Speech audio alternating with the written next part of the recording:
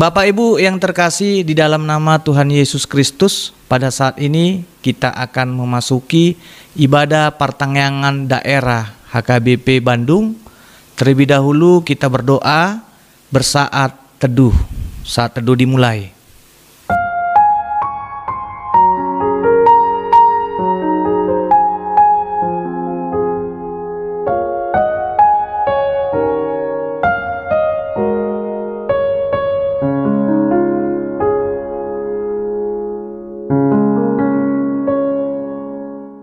Amin. Maredde mahita sian buku edde nomor 412 ayat 1 ayat 2.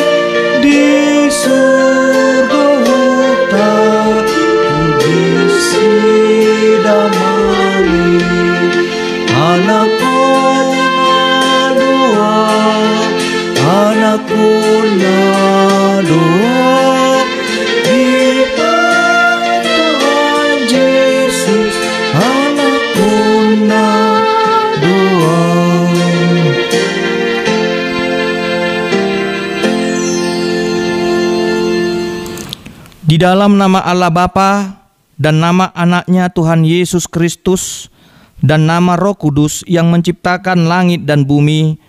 Amin. Demikianlah firman Tuhan Yesus. Berbahagialah orang yang lapar dan haus akan kebenaran, karena mereka akan dipuaskan. Berbahagialah orang yang suci hatinya, karena mereka akan melihat Allah. Haleluya. Marilah kita berdoa. Ya Tuhan Allah Bapa kami yang di surga, berikanlah bagi kami roh kedamaian dan kebenaran, supaya kami mengerti kehendak-Mu dan dengan segenap kekuatan kami dapat melakukan kedamaian dan kebenaran itu oleh karena anak-Mu Tuhan Yesus Kristus Tuhan kami. Amin. Mari kita mendengarkan epistel bagi kita di dalam pertengahan daerah minggu ini, tertulis dalam Yohanes 13 ayat 31 sampai ayat yang ke-35. Demikian dikatakan, sesudah Yudas pergi, berkatalah Yesus, sekarang anak manusia dipermuliakan dan Allah dipermuliakan di dalam Dia. Jikalau Allah dipermuliakan di dalam Dia, Allah akan mempermuliakan Dia juga di dalam dirinya dan akan mempermuliakan Dia dengan segera. Hai anak-anakku, hanya seketika saja lagi aku ada bersama kamu. Kamu akan mencari aku, dan seperti yang telah kukatakan kepada orang-orang Yahudi, ke tempat aku pergi tidak mungkin kamu datang. Demikian pula Aku mengatakannya sekarang juga kepada kamu. Aku memberikan perintah baru kepada kamu, yaitu supaya kamu saling mengasihi. Sama seperti aku telah mengasihi kamu, demikian pula kamu harus saling mengasihi. Dengan demikian, semua orang akan tahu bahwa kamu adalah murid-muridku, yaitu jikalau kamu saling mengasihi. Demikianlah firman Tuhan. Berbahagialah orang yang mendengarkan firman Allah serta yang melakukannya. Amin. Maredde mahita sian buku ede nomor 640 ayat sada.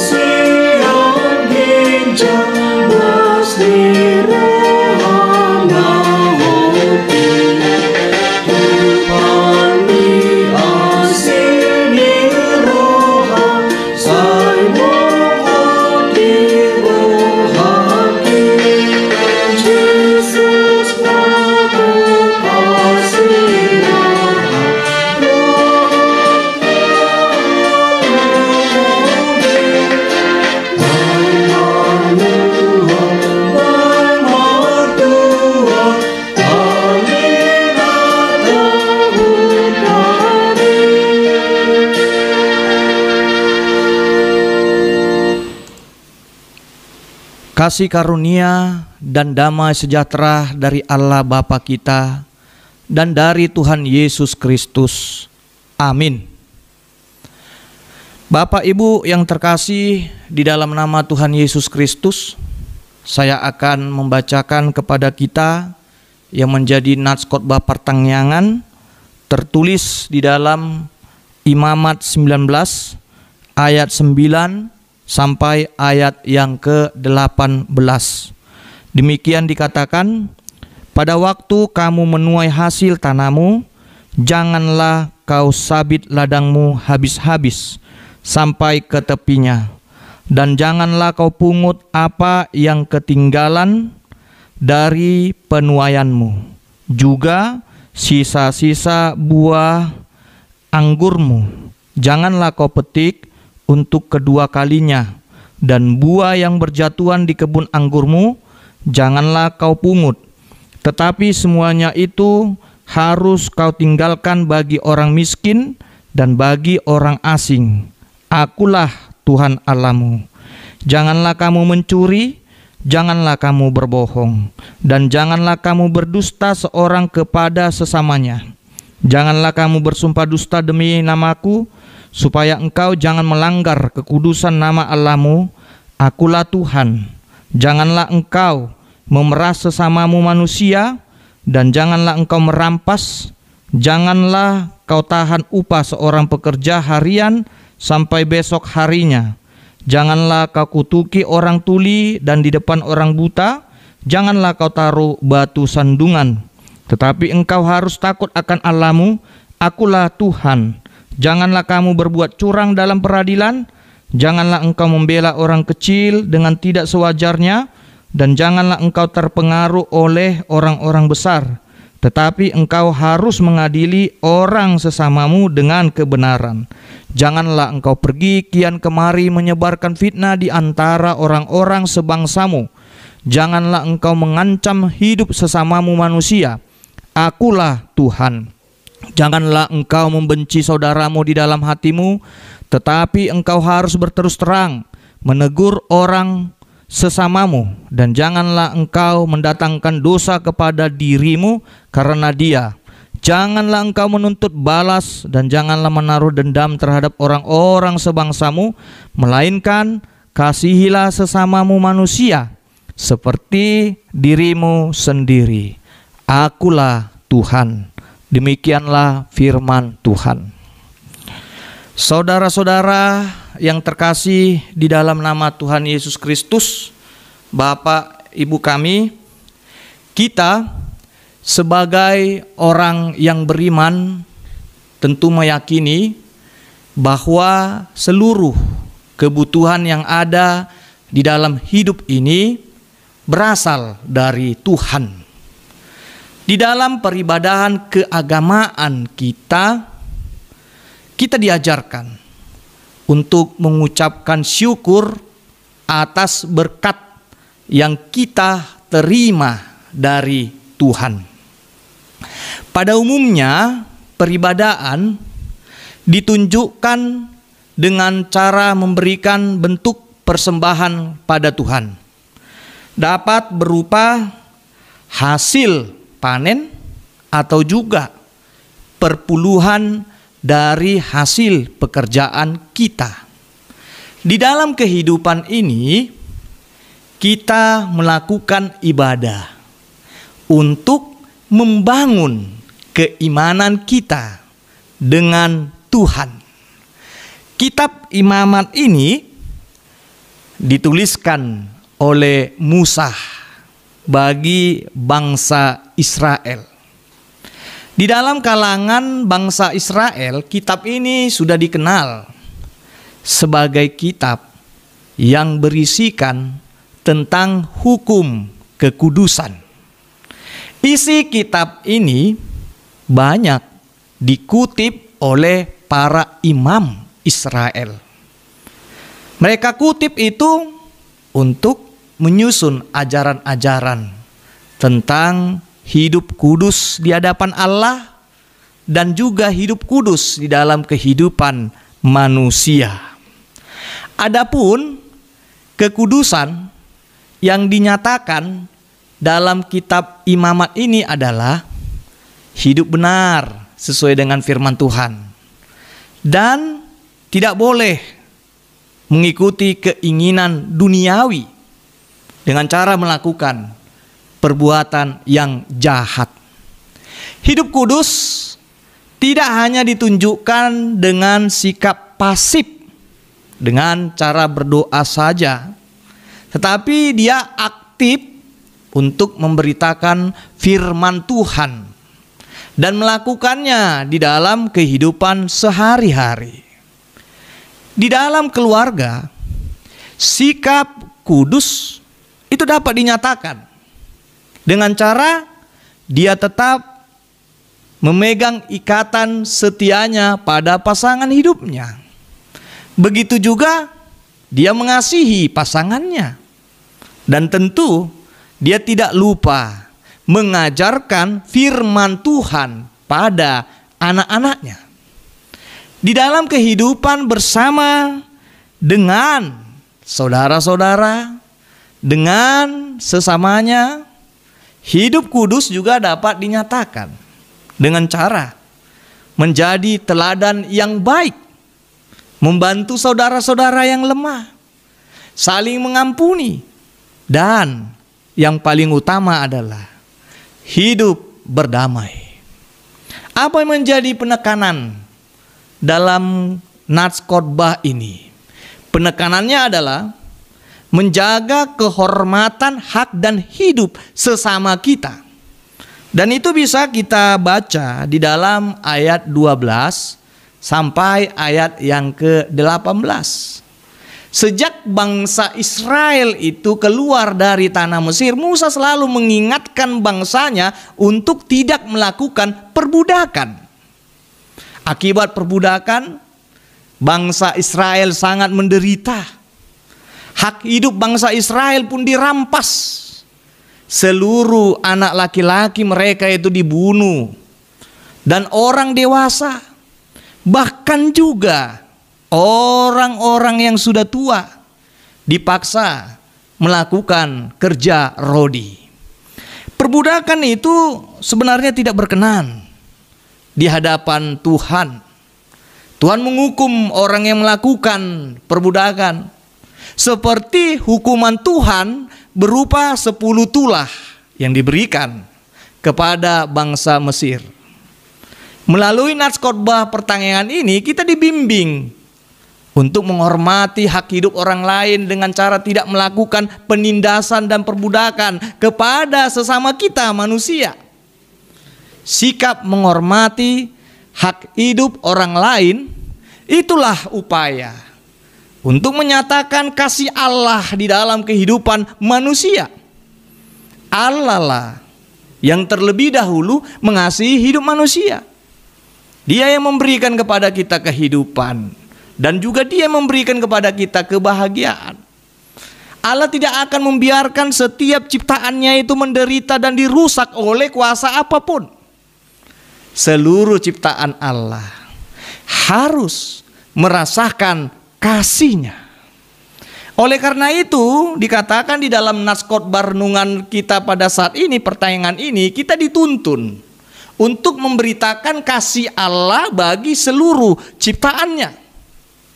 Saudara-saudara, upaya untuk memberitakan kasih Allah itu dapat ditunjukkan dengan memberikan bantuan makanan kepada orang yang lapar. Tuhan tidak ingin kita hidup di dalam keegoisan tanpa memperdulikan kehidupan sesama kita. Berkat yang kita terima dari Tuhan tidak boleh hanya kita nikmati sendiri. Itulah sebabnya di dalam ayat 9 sampai dengan ayat 10 kita diajari untuk melindungi sesama kita, begitu juga melindungi seluruh ciptaan Tuhan lainnya. Ketamakan itu akan menciptakan kehancuran di dalam kehidupan ini. Jika kita hanya mengurusi kepentingan diri kita sendiri, maka ketika saat kita jatuh nantinya di dalam kesusahan dan kesulitan, tidak ada orang yang mau lagi simpati dan peduli kepada kita untuk menopang dan menolong kita. Orang-orang yang hanya mementingkan dirinya sendiri itu akan menciptakan permusuhan dengan saudara-saudaranya yang lain. Sikap saling memusuhi itu adalah perbuatan yang dapat memutuskan kasih Allah di dalam kehidupan ciptaannya. Permusuhan akan membuat hidup manusia itu menderita. Saudara-saudara yang terkasih di dalam nama Tuhan Yesus Kristus, di dalam sejarah dunia itu telah dibuktikan bahwa permusuhan mengakibatkan penderitaan bagi hidup manusia. Dari catatan sejarah, dalam perang dunia mengungkapkan banyak orang mati akibat korban perang. Secara psikologis, kejiwaan manusia itu banyak yang terganggu. Artinya, perang atau permusuhan tidak akan membawa kita kepada kebahagiaan. Nas renungan ini menuntun kita untuk hidup damai dan tidak menciptakan permusuhan bagi saudara dan sesama kita. Di dalam nas renungan ini ada sikap yang perlu kita lakukan untuk menjauhi permusuhan dengan sesama kita.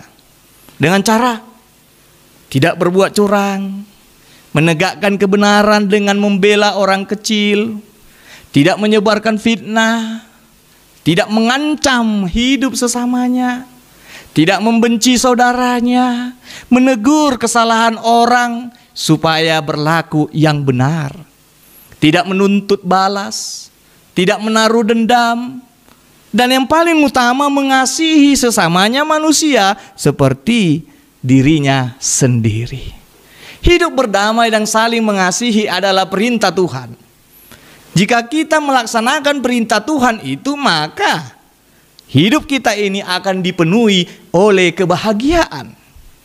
Sumber kebahagiaan tidak pada harta milik dan kekayaan yang kita miliki. Jika kita menjalani hidup ini, sebenarnya kita akan merasakan waktu ini berjalan dengan cepat. Hari demi hari kita jalani, tak terasa umur pun sudah bertambah. Bahkan ada sebahagian orang yang mengatakan hidup ini sangat singkat. Selagi Tuhan memberikan kita kesempatan untuk hidup, berbuatlah yang baik dan giatlah melayani Tuhan. Di dalam negara kita Indonesia ini kita dapat melihat sebahagian dari saudara kita seiman tidak dapat mendirikan gereja dan juga tidak dapat bebas beribadah. Umat beragama lain masih ada juga yang menolak keberadaan orang Kristen untuk beribadah. Siapakah di sini yang salah? Apakah masih ada kebebasan hak hidup untuk beribadah? Masihkah ada keadilan di dalam negara ini? Meskipun kita sebagai orang Kristen mendapatkan perlakuan yang tidak adil, melaksanakan ibadah, janganlah kita memusuhi mereka yang berbeda agama dengan kita. Cintailah dan kasihilah mereka seperti dirimu sendiri, sebab itulah perintah Tuhan. Tuhan pasti membebaskan kita dan menghadirkan kerajaannya di dunia ini. Saudara-saudara yang terkasih, jika kita terus memberikan kebaikan kepada sesama kita, pastilah kebaikan itu datang dalam kehidupan kita. Taburlah yang baik, maka kita pun menuai kebaikan. Orang Kristen adalah pengikut Kristus yang mau meneladani perbuatan Yesus dengan menaburkan kasih kepada sesamanya.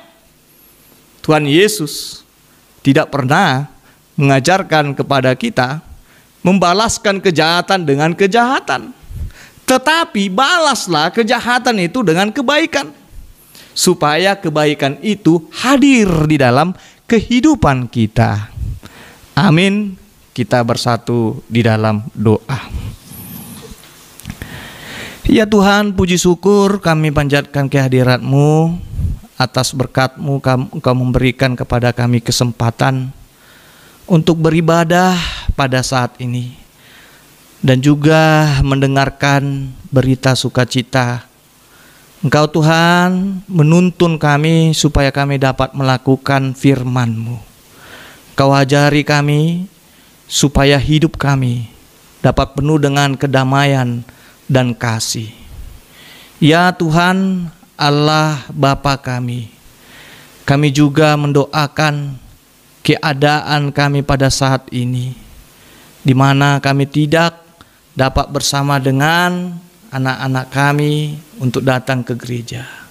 Tapi kami percaya Tuhan, Engkau mengatasi masalah pandemi virus corona ini supaya dapat selesai, dan kami melihat dan merasakan bahwa kuasa-Mu adalah kuasa yang penuh dengan kemuliaan Allah.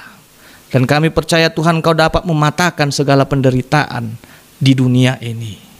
Ya Tuhan, berkati juga setiap pekerjaan yang kami lakukan supaya menjadi berkat di dalam kehidupan kami, begitu juga di dalam keluarga kami. Ya Tuhan Allah Bapa kami juga mendoakan para majelis jemaat-Mu, para halado-Mu. Kau juga memberikan kepada mereka hikmat kebijaksanaan, supaya mereka juga dapat bekerja dengan baik melayani dalam gereja-Mu meskipun kami menghadapi masalah pandemi virus corona ini. Kami yakin Tuhan, Kau juga yang memberkati para pendeta dimanapun Tuhan mereka melayani. Engkau juga yang mencukupi mereka. Engkau juga Tuhan yang memberikan kepada mereka kebutuhan, supaya mereka juga Tuhan tidak di dalam keadaan yang menderita, atau juga Tuhan bergumul untuk melayani-Mu. Engkau juga Tuhan memberikan kepada mereka kesabaran. Tuhan, Engkau juga membukakan hati dari saudara-saudara kami, jemaat kami, supaya mereka juga dapat merasakan bagaimana pelayanan kami di dalam gereja-Mu ini. Dan juga Tuhan, Engkau memberikan kepada mereka semangat supaya seluruh para pelayan-Mu dimanapun dapat memberitakan Injil-Mu dengan penuh kuasa dari-Mu. Kami percaya Tuhan, Engkau pasti memberikan kepada kami rencana yang baik dan juga hasil yang baik. Terimalah doa kami ini di dalam nama anak-Mu, Tuhan Yesus Kristus, Tuhan dan Juru Selamat kami. Amin. Kita mengumpulkan persembahan dan bernyanyi dari buku ND nomor 691 ayat 1 dan ayat yang kedua.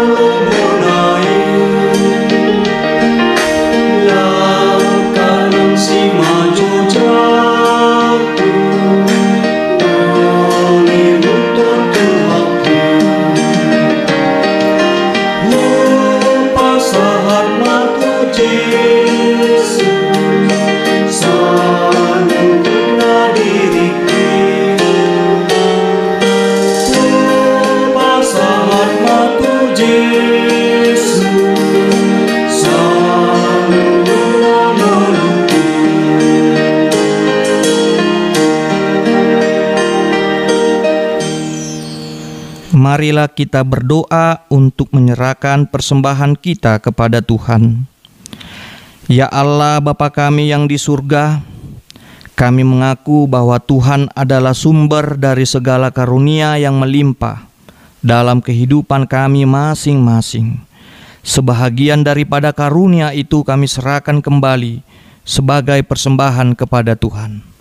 Terimalah dan berkatilah persembahan umat-Mu ini, agar dapat kami pergunakan untuk pekerjaan dan pelayanan kerajaan Tuhan di dunia ini. Bukalah hati kami untuk mengenal betapa banyak berkat dan karunia yang kami peroleh dari Tuhan, supaya kami senantiasa bersyukur kepadamu di dalam nama Yesus Kristus Tuhan kami. Amin. Kita bersama-sama mengucapkan doa Bapa kami. Bapa kami yang di surga, dikuduskanlah nama-Mu. Datanglah kerajaan-Mu, jadilah kehendak-Mu di bumi seperti di surga. Berikanlah kami pada hari ini makanan kami yang secukupnya. Dan ampunilah kami akan kesalahan kami, seperti kami juga telah mengampuni orang yang bersalah kepada kami. Dan janganlah membawa kami ke dalam pencobaan, tetapi lepaskanlah kami daripada yang jahat. Karena Engkau punya kerajaan dan kekuasaan dan kemuliaan sampai selama-lamanya. Amin. Anugerah dari Tuhan Yesus Kristus, kasih setia dari Allah Bapa, dan persekutuan Roh Kudus kiranya menyertai kamu. Amin.